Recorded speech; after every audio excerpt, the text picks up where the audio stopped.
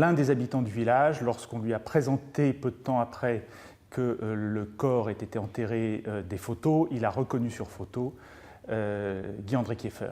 Sur ces informations, le juge réalise des investigations, creuse à l'endroit qui est indiqué par les témoins et trouve un corps qui est le corps qui a été découvert hier.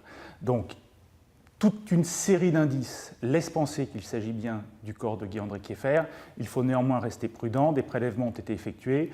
Des analyses ADN vont être réalisées en France dans les jours qui viennent. Nous devrions avoir le résultat de ces expertises vraisemblablement au milieu de semaine. On a l'impression aujourd'hui effectivement que depuis la chute de Laurent Gbagbo, les investigations peuvent enfin être réalisées et que l'on est face à un État qui souhaite coopérer et qui souhaite, tout comme l'État français, la manifestation de la vérité. Je crois surtout que ça permettra, et c'est pour moi le plus important, à la famille enfin de faire le deuil de Guy-André Kieffer, ce qui jusque-là n'a pas pu être fait, puisque je vous rappelle que l'une des thèses qui était soutenue à l'époque Gbagbo par le gouvernement ivoirien, c'était que Guy-André Kieffer était vraisemblablement encore vivant.